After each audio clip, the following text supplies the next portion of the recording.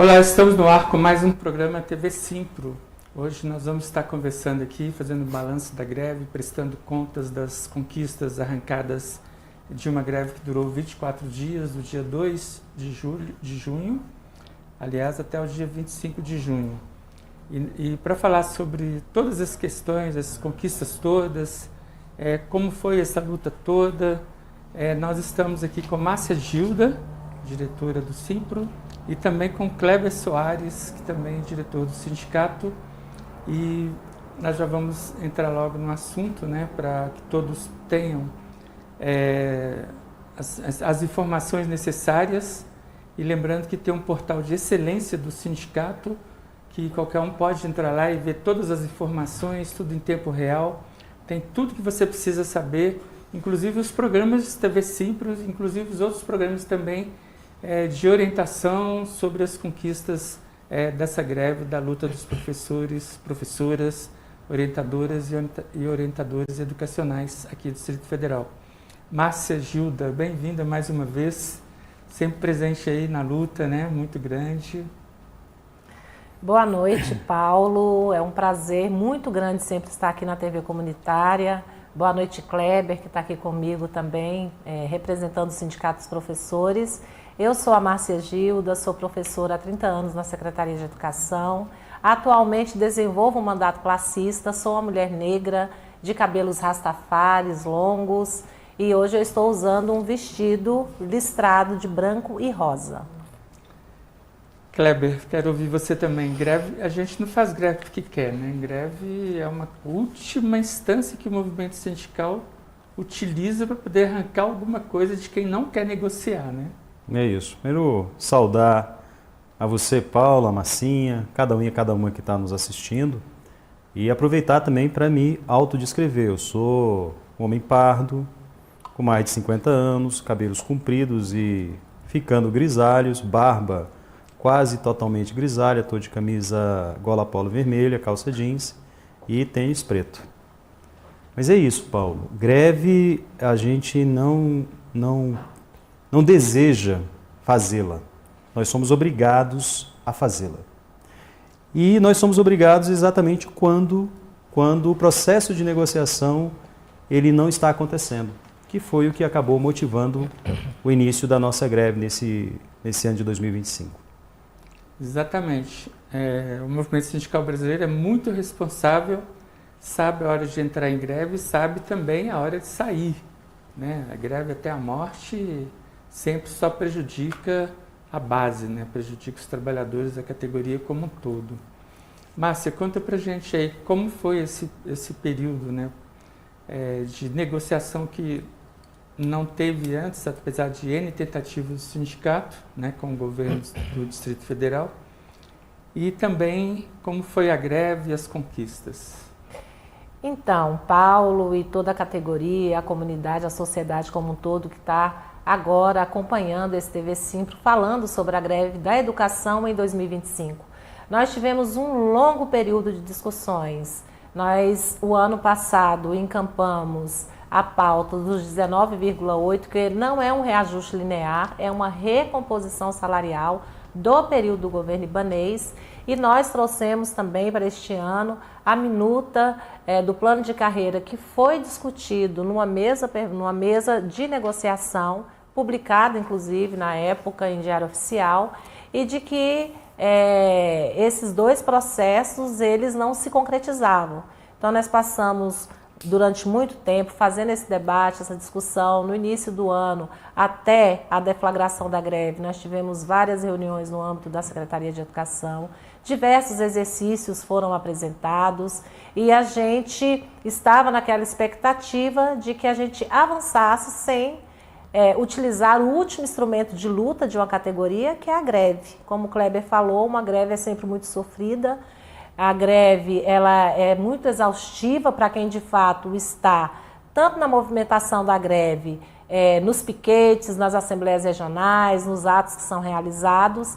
E aí, como no início, lá no mês de maio, nós tivemos uma negativa por parte do governo de que nós não teríamos nenhum avanço, de que era nada, de que era zero para a nossa categoria, então nós entramos, né, no processo de greve, como eu já falei, 24 dias você colocou aqui, de luta intensa, de piquetes nas escolas, de convencimento com aqueles colegas que ainda não tinham a certeza que deveriam estar conosco, de todos os atos que nós participamos. O Shopping D ficou conhecido, né, por toda a sociedade brasiliense, pelos que estão aqui no centro, pelos que moram na periferia, porque a sede da Secretaria de Educação é num shopping, e um shopping de luxo, né? Então nós fizemos 2 grandes atos lá.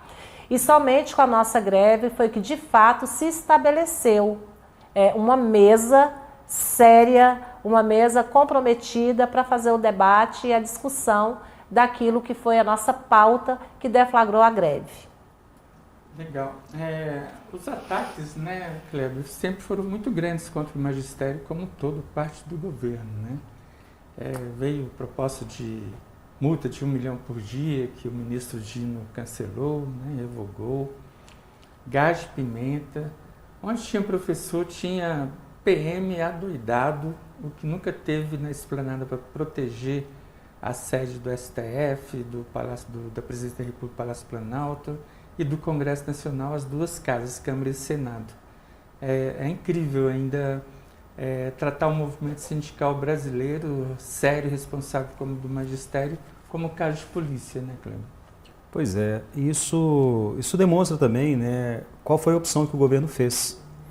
E é importante você falar disso, Paulo, porque fica muito evidente que a greve nossa começou exatamente por um motivo muito justo. E ela se desenvolveu exatamente por ser justa. E o que é incompreensível nesse processo todo foi a multa arbitrada contra o Sindicato dos Professores e a Justiça considerando a nossa greve abusiva. Porque se você não tinha mesa de negociação, se não havia nenhuma proposta colocada, se o que nós estávamos reivindicando era justo, porque era compromisso anterior do governo de reestruturação da carreira, de fazer a recomposição salarial, tem uma lei, que é a Lei do Plano Distrital de Educação, que estabelece a meta 17, que é uma lei que o governo vem sistematicamente descumprindo. Então, a reivindicação e o motivo para insistir na negociação era justo. O que foi curioso foi a Justiça considerar abusivo. E o que é curioso é que o governo do Distrito Federal, que poderia ter continuado na mesa de negociação, apresentado uma proposta para a categoria, simplesmente encerra as negociações. E nós dissemos isso lá na Justiça, e ainda assim a Justiça considerou abusivo. E o caráter do governo, que é exatamente esse, é o caráter não de negociar, foi o caráter de fazer um enfrentamento. Com uma categoria que, assim, inegavelmente, é uma categoria das mais importantes para qualquer sociedade. E isso foi demonstrado durante a nossa greve. Foi uma das greves que nós contamos com um apoio assim, de forma extraordinária, né, Massinha, da sociedade. A comunidade entendeu a justeza das nossas reivindicações. Até a TV Globo, né? Até a TV Globo. Então, assim, o cenário era um cenário para que, se o governo tivesse uma outra característica de negociar, teria feito o processo de negociação, aberto o processo de negociação, feito uma proposta que dialogasse, porque nessa nossa campanha salarial a gente tinha 2 propostas centrais e uma que era transversal, que era 19,8%, como bem lembrou a Massinha, de recomposição salarial, reestruturação da carreira, e essas 2 formando um conjunto para caminhar rumo à meta 17, que é o Plano Distrital de Educação. Então, e nós vimos insistindo ao longo desses últimos meses anteriores à greve, para que houvesse o processo de negociação, mas só foi a partir da greve que o processo de negociação foi restabelecido. E aí com a mesa, como disse a Massinha, mais robusta, né? Contando com outras secretarias do governo, além da Secretaria de Educação, a Secretaria de Economia e a Secretaria da Casa Civil. E aí a gente trouxe, de forma inédita também, nesse movimento de greve que a gente construiu, a gente trouxe a mediação do Tribunal de Justiça. O que deu um peso para o acordo que a gente e que a Assembleia, na verdade, aprovou no último dia 25, de homologar o acordo, né, homologar a proposta feita pelo GDF, tornando um acordo como um título judicial podendo ser executado, que é algo inédito. Eu fiquei muito curioso sobre esse assunto. Acho que é a primeira, você disse inédito, então é a primeira vez, Márcio, que se conquista um acordo desse de trabalho, né, de sindicato e patrão no Tribunal de Justiça. No âmbito do serviço público é inédito, foi a primeira vez que isso aconteceu. A gente tem algumas questões que ocorrem na Justiça do Trabalho, né? Então foi a primeira vez de que uma greve tem, de certa forma, a participação da Justiça para quê? Para dar-lhe direito, é lei, cumpra-se, né? Se você não cumprir o acordo que você assinou, você vai ser multado, ou seja, terá algo que pode ser feito, né, a partir daquele que não cumpre o acordo. Do nosso lado, nós sempre cumprimos, porque a nossa categoria é a única que precisa fazer reposição dos dias parados, porque nós temos um calendário a cumprir. Então, os professores e as professoras, os orientadores e as orientadoras sempre cumpriram o seu papel e sempre fizeram a reposição de excelência. E, infelizmente, não é sempre o mesmo tratamento que o governo dá para a nossa categoria, né? Então, foi inédito, o acordo já foi homologado, nós ficamos no dia do encerramento da greve até quase 21 horas no Tribunal de Justiça e saímos de lá com o acordo homologado, título judicial, pode ser executado, tem força de lei e aí, depois de todos esses dias de greve, a gente, como o Kleber falou, consegue de fato uma mesa de negociação robusta que possa de fato vir ao encontro, né, daquilo que a nossa categoria precisa, que é a reestruturação total do seu plano de carreira. Como eu disse na Assembleia, nós não tínhamos nenhuma luz no fim do túnel, né? Com o nosso movimento, com a nossa greve que foi linda, com o engajamento de todos e todas, com todas as atividades que nós fizemos,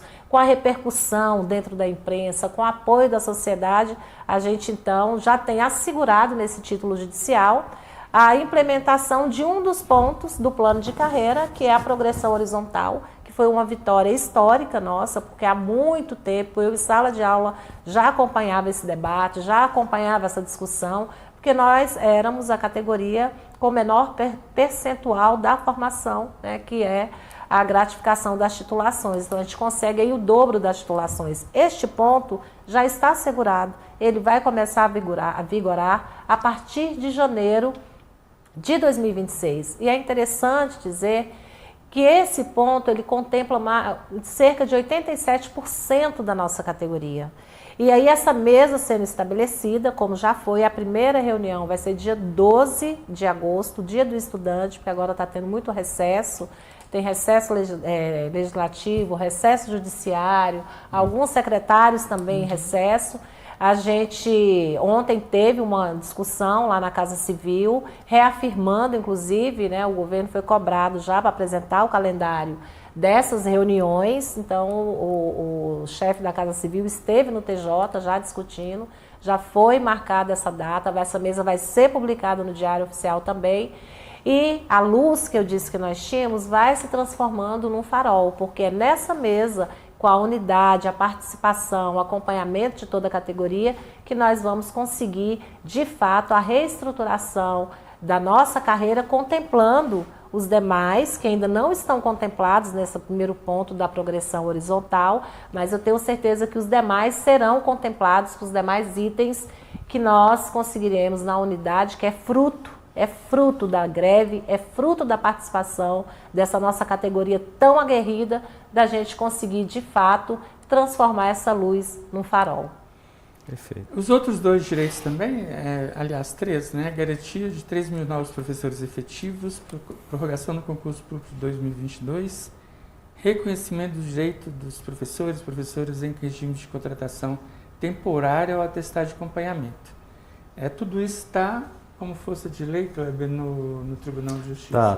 Tá no acordo que foi homologado no Tribunal de Justiça, que virou título judicial que pode ser executado.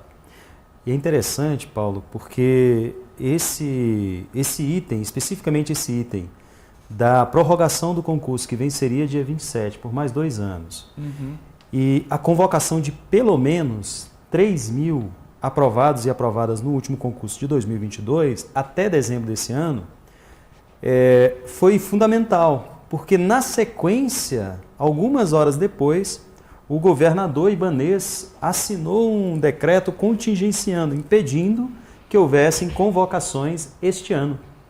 Então, por algumas horas, a aprovação do acordo tirou desse contingenciamento a nossa categoria. Né? E é interessante porque saiu a matéria bem estampada nos jornais da cidade, falando do contingenciamento, mas na própria matéria já dizia, com exceção da educação, por força do acordo de greve assinado, né, homologado no Tribunal de Justiça. Então, isso foi uma conquista extraordinária, porque nós estamos falando de uma categoria, de uma rede, que tem uma quantidade muito grande de companheiras e companheiros em regime de contratação temporária, que estão aprovados no concurso público, ou seja, estão ocupando a sua vaga na condição de temporário, podendo estar ocupando essa mesma vaga na condição de efetivo. O que faltava? O governo convocar. Então, para nós, essa convocação de pelo menos 3.000 foi muito importante. E é emblemático, né, que exatamente nesse momento a gente conseguiu, né, garantir que essa convocação, que esse compromisso fosse feito e fosse homologado pelo Tribunal de Justiça. Márcia, essa conquista, né, no Tribunal de Justiça da greve é um modelo que pode ser aplicado no Brasil inteiro, né?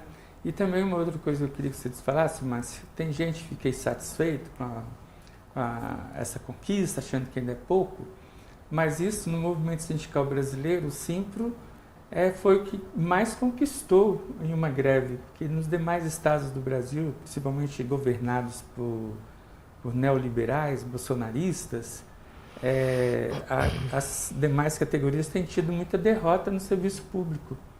Né? Brasília está na contramão do que está rolando no resto do país, com as privatizações de escolas, né, e tudo, destinando recursos para instituições particulares fazer educação, como São Paulo, por exemplo, está acontecendo com o Tarcísio, né?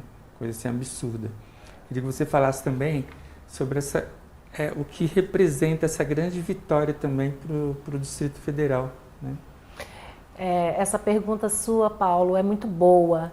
E eu digo para você e para todos que estão nos assistindo que essa é a força da nossa categoria. Então fica uma pergunta que eu acho bem reflexiva para nós. Qual foi a categoria que enfrentou 2 vezes de forma dura esse governo?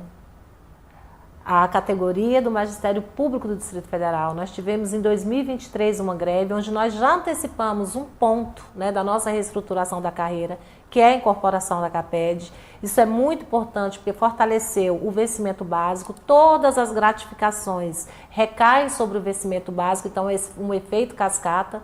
Lá em 2023, uma gratificação, por exemplo, de alfabetização, R$ 700. Nós, no final dessa incorporação, R$ 1.200. Então, são coisas que a gente vai conquistando, né, no passo a passo. Hoje, nós conquistamos nessa greve mais um ponto já assegurado no nosso plano de carreira. E temos certeza que a gente vai ampliar, que a gente vai conseguir muito mais. Então, a nossa categoria é muito aguerrida, nossa categoria sabe que nada que está no nosso contra-cheque veio de graça. Tudo foram conquistas e no contexto político, a questão da conjuntura política do Distrito Federal, a nossa categoria demonstra muito, mais uma vez, o tanto que ela é aguerrida, o tanto que essa categoria é de luta. E mais uma vez, nós dobramos aquele governo que dizia: não é nada para vocês, é zero para vocês, não negocio com ninguém que estiver em greve. E ele foi levado a fazer, ele foi obrigado a apresentar essa proposta, né, que é uma proposta robusta. Nós temos a plena consciência, por exemplo, da importância que é das nomeações. As nomeações são extremamente importantes, são 2 categorias numa só, uma que contribui para o regime geral e a outra que contribui para o IPREV, uma coisa impacta na outra.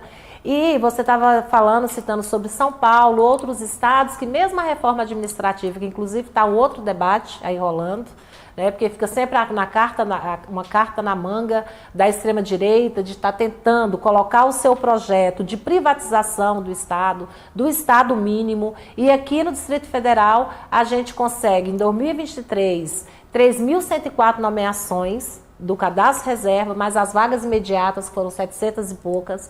Nós trabalhamos durante todo o ano de 2024 para tornar sem efeito, porque nós mudamos lá na Câmara Legislativa a LOA, a gente demonstrou que a LOA não é impositiva, ela pode ser modificada, né, e a nossa luta conseguiu modificar, e a gente trabalhou com a sem efeitos durante todo o ano. Dia 27 de dezembro estava saindo nomeação, totalizando mais de 5.000 nomeações. Agora mais 13 é pelo menos, porque a gente vai continuar trabalhando com as tornadas sem efeito. Até abril do ano que vem é possível fazer novas nomeações, e a nossa luta vai continuar para recompor esse quadro e também para reestruturar a nossa carreira, porque a gente precisa ter um quadro de profissionais efetivos, entrando pela porta da frente, tendo todos os seus direitos assegurados, e nós também precisamos lutar pela valorização financeira. E essa greve abriu essa porta e nos deu a possibilidade de fazer essa reestruturação. Eu queria dar um recadinho aí, galera. Entre na rede, né? Professores, professoras, pais de alunos, a galera que está assistindo aí a TV Comunitária de Brasília, que gosta desse canal, que procurem na rede, e que está bombando na rede, né? Está incomodando muito, principalmente a elite rentista brasileira, a taxação do BBB, que é bancos, bilionários e bets, que arrecadam muito dinheiro do Brasil, né, e não querem pagar imposto aí, IOF, Imposto sobre Operações Financeiras.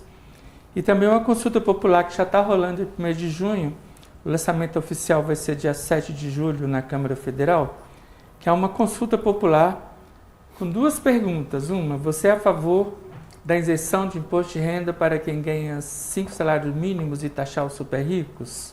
Você responde sim ou não. E a outra pergunta trata você é a favor do fim da jornada 6x1, né? Ficar a jornada 5x2, trabalha 5 dias, descansa 2 dias, e não como é hoje, é escravo do sistema, trabalha 6 dias, só descansa 1 dia na semana, não tem tempo de se dedicar à fé, não tem tempo de se dedicar aos filhos direito, não pode estudar porque a pessoa tem que só trabalhar, não tem tempo para estudar.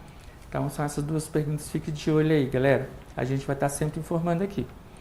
A TV Comunitária está nesse meio aí também dessa campanha. Kleber, fala um pouco pra gente sobre a importância de uma outra big vitória, que foi essa mesa permanente, né? O governo que se recusa a sentar com os movimentos sociais, sindicais, de repente tem que engolir uma vitória dessa, que é uma mesa permanente de negociação com o magistério. Esse é um ponto importante, porque, como eu disse, foram 2 pontos centrais da nossa campanha, 19,8 e a reestruturação da carreira. Esse item da reestruturação da carreira foi fundamental que a gente arrancasse do governo. Então, quando o governo, que não queria negociar, que se recusava a dialogar, que dizia que não tinha nenhuma proposta para apresentar, tem que assumir, e aí assumir com a categoria e chancelado pela Justiça, que vai fazer uma mesa permanente e estabelece essa mesa permanente, e aí não só com a Secretaria de Educação, mas com a Economia e também com a Casa Civil, para discutir o conjunto da reestruturação da carreira, né? Um governo com essas características de enfrentamento, de tentativa de criminalização do sindicato, do movimento sindical, e ele é obrigado a se aceitar essa proposta, essa imposição da categoria. Isso foi uma vitória importante da nossa categoria, porque nós estamos falando de reestruturar toda a lei, reestruturar o plano de carreira. Nós tínhamos, desde então, a reivindicação de reestruturação. A reestruturação vai se iniciar, como disse a Massinha, pela progressão horizontal, que são as titulações, mas essa mesa vai tratar do conjunto da lei. Por exemplo, o achatamento da quantidade de padrões. Hoje, um professor, uma professora, ela entra na rede, ele demora 20 a 25 anos para chegar ao final da carreira. O que é extremamente preocupante se a gente considera que grande parte hoje da nossa categoria entrou a partir de 2004. Quem entrou a partir de 2004 recebe, quando se aposentar, a média das maiores remunerações. Como a pessoa vai alcançar a maior remuneração depois de 20, 25 anos de exercício, então você abaixa, no final das contas, a remuneração de aposentadoria. Quando você reduz esse tamanho da carreira, esse período, para chegar ao final, você eleva a remuneração para a aposentadoria. Mas tem outros itens. Por exemplo, tem uma discussão que a gente traz no plano de carreira, que é de efetivamente ter direito à gratificação de atividade de ensino especial os profissionais do magistério que trabalham com turmas inclusivas, né, Marcinha? Que hoje é a grande maioria da rede. Hoje, quem é que tem direito à gratificação de atividade de ensino especial? Quem trabalha exclusivamente com classes especiais. O que a gente está discutindo? É que esse direito seja ampliado, de fato, refletindo o que a gente tem na rede hoje, que é o quê? Boa parte das escolas, e tem escolas na sua integralidade, que tem turmas com alunos deficientes. Então, são turmas inclusivas. Então, a ideia é trabalhar esse conjunto, sem falar do aumento da quantidade de cargos para quem trabalha na orientação educacional. Né? Hoje, a gente vê que tem uma quantidade muito pequena de orientadores e orientadoras, atendendo uma quantidade muito grande de alunos. Então, você precisa aumentar o número de cargos para que você efetivamente tenha mais orientadores e orientadoras nas escolas, para fazer esse trabalho que é tão fundamental, que é o da orientação educacional.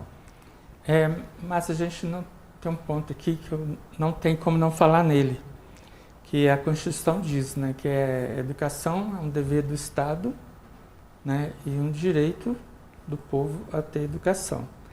E acima da greve, acima do magistério, está a luta que o magistério trava, que é por uma educação pública, gratuita e de qualidade com escolas decentes.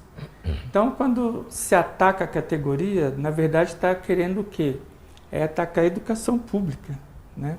Queria que você comentasse sobre esse ponto que eu estou levantando, porque eu acho que o magistério, aqui no Distrito Federal, ainda que garante a existência de escolas públicas, né, de qualidade, que aluno sai de lá e passa na UNB, nas outras universidades e faculdades aqui do Distrito Federal.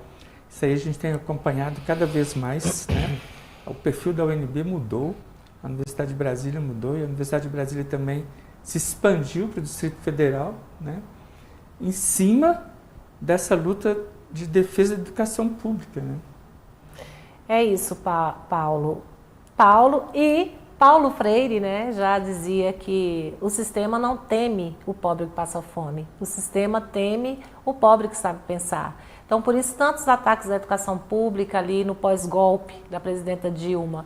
Surge já esse projeto do novo ensino médio, que é a avaliação de todo mundo, de toda a rede, dos professores, das famílias, dos estudantes. Foi uma tentativa de diminuir o acesso à universidade pública, né, dos estudantes e das estudantes periféricas, e hoje a gente tem um retrato diferente nas universidades.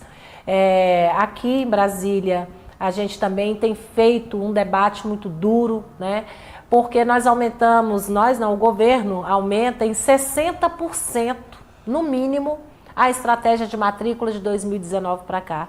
Então, a gente tem denunciado em vários lugares, a gente denuncia na Comissão de Educação da Câmara Legislativa, a gente denuncia no Tribunal de Contas do Distrito Federal, a gente faz a denúncia também na Proeduc, no Ministério Público, porque senão a gente tem mais alunos, mas a gente não tem mais salas de aulas, a gente não tem mais escolas. Então, a escola acaba perdendo aquele espaço de qualidade e passa a ser um depósito de estudantes.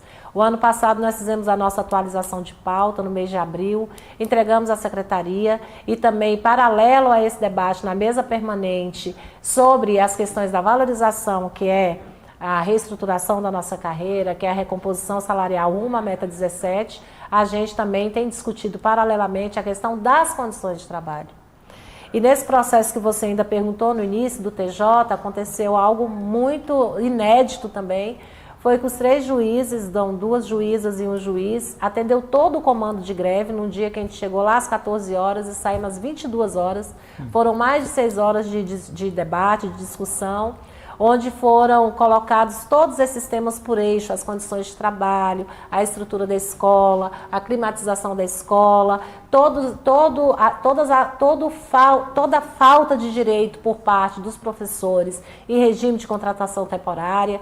Então, a gente tem aí um universo, né, sendo discutido durante todo esse tempo, com foco na melhoria das condições de trabalho, na saúde mental dos professores, dos orientadores e orientadoras educacionais e na valorização da nossa carreira como um todo. Incrível que até o Ministério Público acordou, né? Fez a denúncia e descobriu, né, Kleber? Visitou que existem escolas sem água potável. Pois é. Não, o que é um absurdo, né? Porque a gente está falando de um estado em que você tem, além da arrecadação que vem crescendo, você tem um fundo constitucional que ajuda, né? Então, assim, é de fato inexplicável que no governo do Distrito Federal você tenha que conviver com realidades como essa, que foi identificada pelo Tribunal de Contas. Mas além dessas realidades, Paulo, o que a gente vê hoje nas escolas públicas? A gente vê as salas superlotadas, a gente vê escolas que ainda precisam de ter acessibilidade, a gente tem escolas que carecem de biblioteca, de laboratórios, de quadra esportiva, sabe? A gente vê escolas ainda com salas totalmente inadequadas, considerando o clima, inclusive, que a gente vive. Então, é uma situação que, por ser a capital do Brasil, por ter a arrecadação que tem, por ter o fundo constitucional, nós não devíamos estar passando por situações como essa, né? Isso mostra, efetivamente, uma opção que não é pela educação, que não é pela valorização da educação.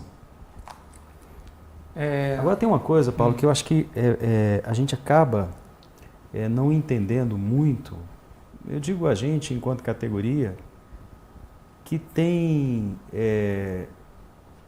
que precisa ser melhor discutida, que é essa questão do ganho que a gente conseguiu ao longo desses últimos anos com a convocação de quem é aprovado.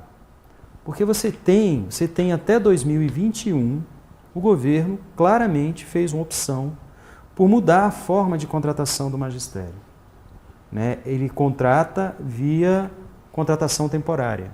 E a gente impõe uma outra forma, que é a forma correta, que é através do concurso público. Eu acho que isso é uma mudança, inclusive ideológica, de valorização do serviço público. Exatamente. E que garante para os companheiros e companheiras, e eu espero chegar lá também, que hoje estão aposentados, mais segurança, inclusive, com relação ao seu salário de aposentado e aposentada.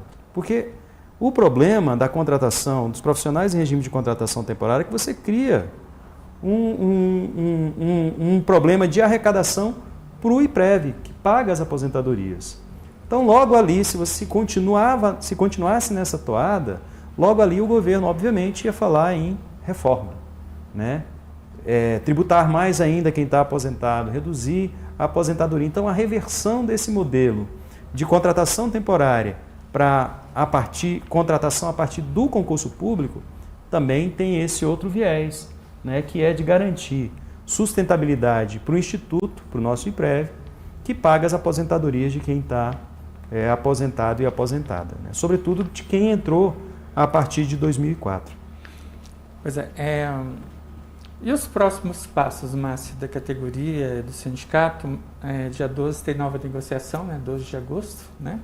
Tem essa nova rodada de negociação, mas antes vem a posse da nova diretoria também do sindicato. Já tem algum projeto, algum plano aí? O que vai rolar na posse? Vai ter uma festa, um show, alguma coisa? E também qual a previsão para essa negociação dia 12 de agosto? Tá, joia. Paulo, vou responder assim, antes de responder essa pergunta, o professor Elvo Salgado, tem muita gente aqui acompanhando a gente também pelo YouTube, né? Ele pergunta se teremos um novo plano de carreira, se já é certo.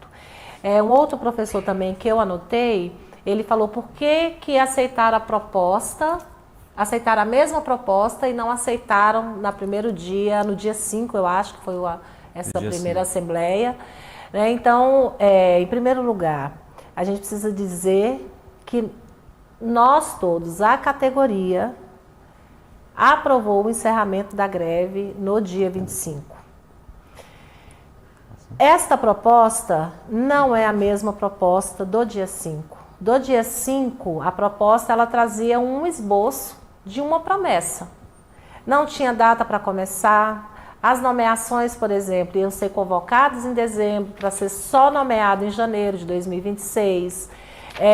Não tinha uma data de fato para iniciar a reestruturação da carreira. Essa segunda proposta ela vem amarrada, ela vem com a garantia da intermediação do TJDF, de virar esse título público e com a garantia de iniciar o processo pelo primeiro ponto já a partir de janeiro de 2026 e traz também essas nomeações até dezembro. Elas podem ocorrer antes, inclusive. E a gente continuar trabalhando com a sem efeitos e até conseguir uma nova leva de aprovados para o primeiro trimestre do ano que vem, que precede o período eleitoral. Então, a proposta, ela veio amarrada, ela veio de uma forma mais concreta, que da primeira vez ela se apresentou sem nenhuma garantia, porque não tinha nenhum ponto definido e nem de quando iríamos começar. Então, acho importante a gente falar sobre essas questões. E é a partir dessa mesa que a gente vai discutindo, porque nós já temos um plano, nós já temos uma minuta pronta, mas que a gente vai discutindo a implementação dos demais pontos, né? Então, eu acho que é importante a gente falar. E tudo se desenvolvendo, se desdobrando para que ocorra, nós teremos sim, aí então, a reestruturação do nosso 6º plano de carreira, né? Nós tivemos em 2004, depois tivemos em 2007, depois tivemos em 2013. Nós temos aí 12 anos do plano de carreira e a gente está caminhando para a efetivação do nosso 6º plano de carreira, né? E que vem um plano mais enxuto, né? Como disse o Kleber. Exatamente. E sobre a festa da posse... Então, a gente está fazendo a discussão, né? A gente passou por uma coisa, né? Passando de uma coisa por outra. A gente começa esse ano nesse debate muito forte da reestruturação do nosso plano de carreira. Nós estivemos em todas as escolas, mobilizando a categoria para participar. É bem bacana dizer que a nossa categoria ela é a mais organizada, que se envolve em massa mesmo, com um número muito grande, né, de envolvimento de todos e todas. Nós tivemos inúmeras assembleias. Nós tivemos no calendário desse ano, porque é estatutário, a eleição do sindicato ela não podia ser transferida para depois. E a gente precisava fazer esse debate ainda no primeiro semestre da nossa campanha salarial, até porque o ano que vem é um ano eleitoral, a gente sabe que é mais difícil a gente avançar em qualquer pauta do que diz respeito ao financeiro. Então, essas coisas meio que se misturaram. Eu sempre tratei de forma muito separada, de forma muito tranquila. Estive nas escolas já praticamente na última semana, nas escolas que eu visito em Braslândia, pedindo o apoio, né, para a nossa eleição. Então, a gente sai de um processo onde a gente deflagra uma greve, onde a gente deflagra a greve num período de eleições do Simpro, né? Não foi de propósito, mas é porque o nosso estatuto ele traz lá que precisava ser feito até finalização de maio uma nova eleição. E a gente passa por esse processo eleitoral, entra numa greve, então as coisas meio que se misturam muito, né? Meio que se misturaram muito. Eu acho que esse foi o problema, né? As coisas acabaram sendo um pouco contaminadas por todo esse processo. Se a gente pudesse, poderia ter mudado a data da eleição, mas não era possível porque é estatutário, então a gente segue ali nosso estatuto.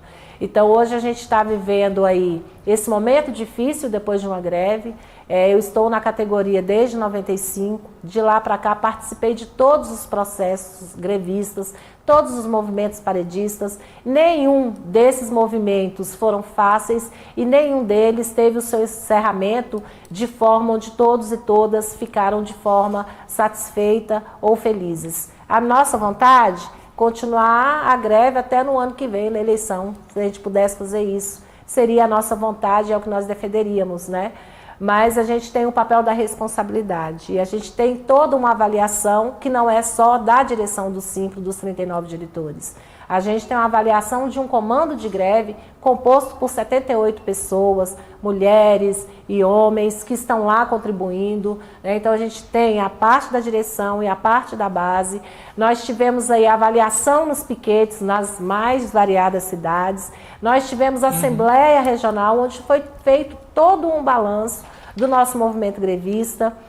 Na reunião do comando, a maioria, né, praticamente toda, somente 6 componentes do comando de greve que optaram, né, se colocaram contra a gente fazer a defesa do encerramento da greve no dia 25, e o nosso edição extra, como todos os edição extra de todo o tempo que o sindicato existe, ele traz o norteador, né, de como que vai ser a orientação naquele dia da Assembleia. Então ele traz a orientação, a gente faz a defesa, é claro, e a proposta, gente, ela passou, né? Então hoje nós estamos aí nesse pós-greve, que é sempre um momento muito difícil para todo mundo que está na direção, para todo mundo que está na escola, para todo mundo que está nas regionais, na sede, que participaram e que contribuíram para esse movimento, né?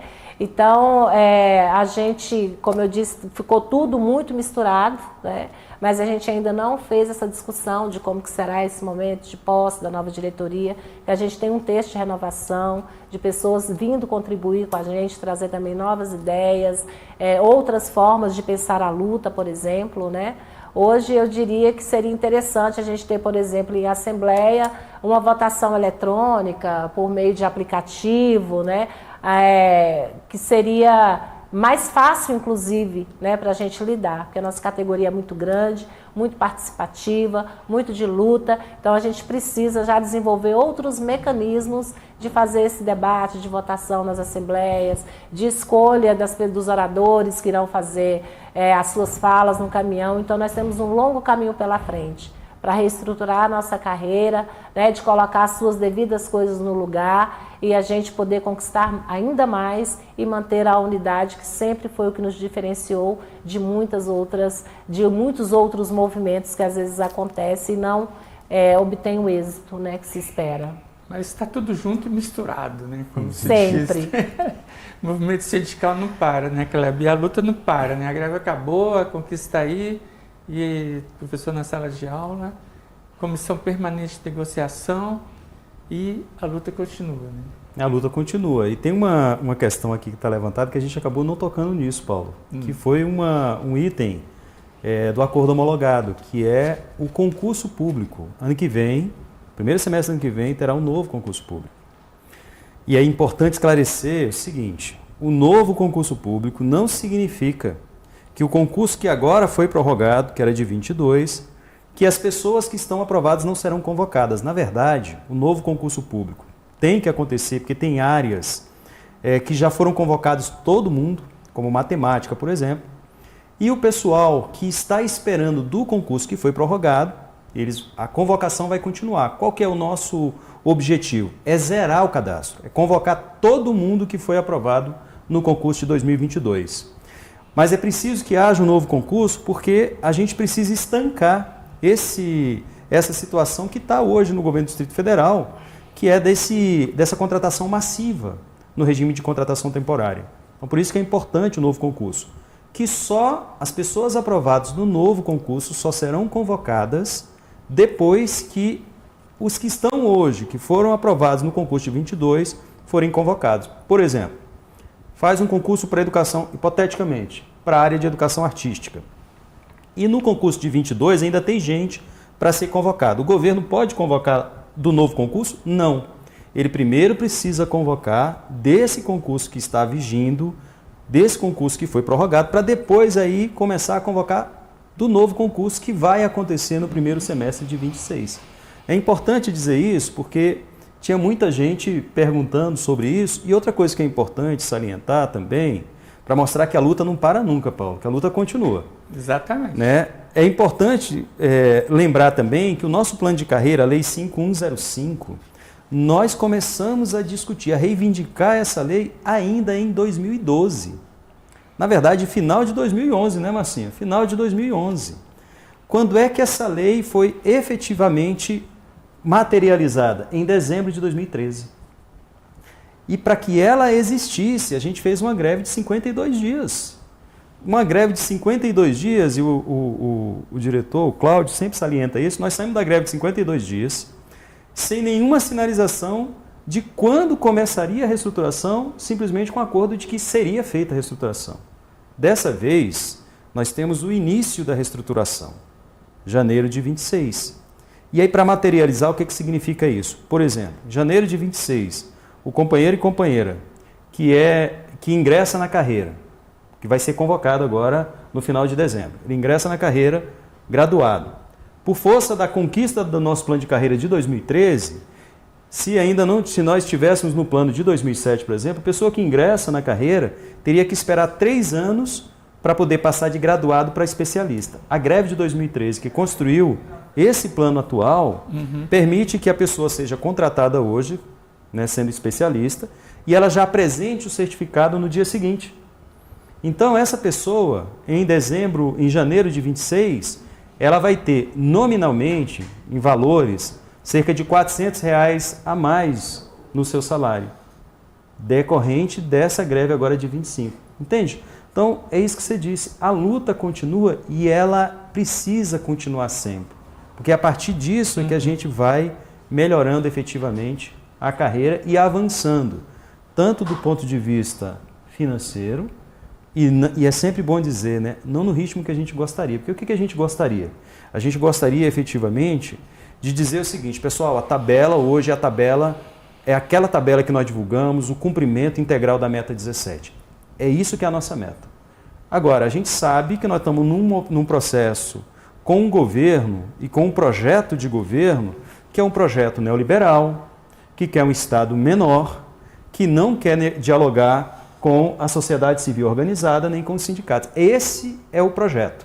E é com esse projeto, e é neste projeto que a gente precisa continuar a nossa luta para ir avançando, né? Ainda que não no ritmo que a gente gostaria, mas avançando sempre. O ideal seria ganhar que nem juiz, né? Como prometeu o Ibanez no início. Exatamente. O governo dele. Exatamente. Tem até uma perguntinha aqui, Kleber, do Luiz Felipe, que ele fala qual a perspectiva de avanço no plano de carreira em pleno ano eleitoral, né? Então é isso que você tem colocado. A gente já tem um item garantido e a perspectiva é a gente avançar nessa mesa para que o PL, que vai ser encaminhado para a Câmara Legislativa em novembro, já contemple outros pontos do plano de carreira, né? Nós vamos lutar e continuar o debate pela integralidade da implementação, da reformulação do nosso plano de carreira. É isso. É sempre bom lembrar, gente, que quando a gente fala em ano eleitoral, às vezes tem uma confusão. Fica parecendo que não pode fazer nada em ano eleitoral. E pode. O que não pode fazer? 6 meses anteriores à eleição, o governo não pode gerar nenhum novo compromisso financeiro. Isso ele não pode fazer. Por isso que o nosso plano começa em janeiro, mesmo sendo ano eleitoral, começa em janeiro, porque isso pode. O que não poderia, por exemplo, é o governo dizer, eu vou, em abril do ano que vem, eu vou fazer esse compromisso de pagar mais para vocês a partir de junho. Isso não pode. Então essa compreensão é importante para a gente entender como é que a gente vai avançando. Por exemplo, esse ano nós temos uma outra briga que é de garantir na LOA desse ano mais recursos para ser investido no ano de 2026. De forma que essa garantia é um ano antes do processo eleitoral. Ou seja, quase um ano antes, na verdade, é mais de 6 meses. A legislação fala em 6 meses. 6 meses não pode ter nada de novo. Então, anterior a isso, o governo pode sim fazer negociações. Márcia, tem mais alguma coisa? Está passando já para o final do programa, né? Alguém aqui perguntou, deixa eu ver quem foi, a Sol, das 3.000 convocações, quantas serão para atividades e quantas serão para específicas? Nós ainda não fizemos esse debate, a gente procura sempre a equidade, né, do tratamento dessa questão. Então, assim que nós tivermos um calendário ou mesmo um debate sobre isso, a gente vai estar dialogando com vocês. Lembrando que no edição extra do dia 25, nós colocamos lá um calendário de lutas. Desse calendário de lutas, a gente tem reunião com vários grupos, né, da nossa categoria. A gente vai se reunir com os professores em regime de contratação temporária. Nós iremos nos reunir com os professores, professoras e orientadoras que foram aprovados no concurso de 2022, com os gestores. Nós também aprovamos naquele calendário de luta assembleias regionais, porque a cada conversa, rodada de negociação, se for ampliando esse debate, se for ampliando essa conquista, a gente vai estar levando essa devolutiva para a categoria, avaliando o tempo inteiro. Então, a gente tem esses próximos passos, tá? E dizer isso, Sol, que hoje a gente não tem, claro, quantos serão de atividades, se serão de específicas, se vai zerar um banco, se não vai zerar o outro, se será metade. O nosso debate é para quê? O zeramento do concurso de 2022, do banco do concurso de 2022. Esse é o nosso compromisso, é a nossa luta que a gente vai seguir em frente para garantir esse direito a todos e todas vocês, tá? Deixa eu ver se tem mais algum aqui. Das perguntas que me mandaram aqui são essas, que eu não consigo acompanhar o YouTube, que anda muito rápido, né? Então, a gente está nesse debate, nessa discussão, recomposição da carreira, com mais nomeações, reestruturação da carreira e recomposição salarial. Não abrimos mão de nenhuma dessas pautas. Márcia, eu fiquei curioso aqui, além dos 3.000 para zerar o concurso de 2022, quantos professores a mais para zerar? Eu tinha esse número certinho aqui, Paulo, mas em torno de 5.000, são 3.000 que nós temos agora e ainda vai ficar uns 2.000 para serem nomeados. A luta. Aí zero atividades, zero específica e o nosso objetivo é esse. Iniciamos com 3.000, mas não vamos parar nas 3.000. Olha, lembrando só o ano passado, Paulo, dezembro de 2024 foram 700 e poucas nomeações, que eram as vagas imediatas. E maio do ano passado, que a gente consegue mudar esse recurso lá na Câmara Legislativa, porque não tinha... Dezembro de 23, né? Isso. E aí, o ano passado, em maio, a gente consegue garantir 3.104. E aí, com essas 3.104, mais as 700 e pouca, a gente, ainda trabalhando com a sem efeito, foram nomeados mais de 5.600 professores e professoras. E agora a gente mais uma vez retoma essas nomeações com essas 3.000 e a gente pode chegar assim a alcançar todos e todas que foram aprovadas no concurso de 2022. Essa é uma big vitória, né? Aumentar o tamanho do Estado, do serviço público, para quem vai prestar serviço público de qualidade, que é a educação, né? Que a Constituição diz que a educação é um direito de todos e dever do Estado. E para concluir, quais são as suas considerações finais? Vamos conversar com o Kleber e depois você. Eu quero dizer o seguinte, olha, para a nossa categoria nunca é simples, nunca é fácil. E nunca é fácil por um motivo muito simples, que não deveria ser, né? Mas por um motivo muito simples, o projeto de governo que hoje está colocado no Distrito Federal e já há alguns anos, não tem como prioridade a educação. Não tem como prioridade valorizar o espaço onde o instrumento mais importante para os filhos e filhas da classe trabalhadora. Porque, como bem lembrou a Massinha, a educação tem um condão. O condão de fazer com que pessoas passem a ser pessoas pensantes e pessoas pensantes capazes de mudar a sociedade. Então, a educação é sempre vista como algo arriscado, sobretudo para os projetos conservadores e ultraconservadores, que é o caso aqui do Distrito Federal. Então, a nossa luta, ao longo desses últimos 3 anos, surtiu um efeito que foi fundamental, que é mudar a lógica desse projeto conservador, que é um projeto que castra o direito à educação, uma educação emancipatória, um projeto que propõe um estado mínimo de desvalorização dos profissionais do magistério e de transformar, fazer com que aquelas crianças, aqueles jovens, aqueles adolescentes, sobretudo de periferia, não tenham acesso à educação de qualidade. A nossa luta como categoria é para garantir educação de qualidade, profissionais valorizados. E eu quero dizer para os companheiros e companheiras que estão nos assistindo, os nossos inimigos, nós sabemos onde estão. Os nossos inimigos não estão dentro da nossa categoria. Os nossos inimigos são aqueles que são algozes da categoria, que são os responsáveis por este projeto de desvalorização da nossa categoria. Projeto que adoece a nossa categoria. Por isso, só foi possível avançar ao longo desses anos porque nós conseguimos construir uma unidade enquanto categoria. E o chamado é isso, para que a gente continue construindo essa unidade, dialogando com a comunidade e que esse apoio que nós tivemos durante a greve, que ele permaneça. E só permanecerá se nós agirmos como categoria, sabendo claramente aonde estão os nossos inimigos, e ele está ali no Buriti, e é exatamente contra esse inimigo que a gente precisa estar junto, precisa estar unido, precisa estar organizado e precisa dialogar com a comunidade, porque é nessa ação que a gente vai continuar avançando. E certos parlamentares do DF, você falou inimigos aí, né? Até um tempo atrás defendia o tal de homeschool, né? Que é uma forma de fragilizar, na verdade, mais a educação. Acabar com a escola. Exatamente. Acabar com a educação pública. Né? Isso mostra, né, também, Paulo, a importância que tem o ano que vem, de saber exatamente qual é o projeto de sociedade que a gente vai colocar no Buriti e na Câmara Legislativa. Na Câmara Federal, no Palácio do Planalto e no Senado Federal também, né? Todos esses espaços. É só trabalho, é só muito trabalho. Muito né? trabalho.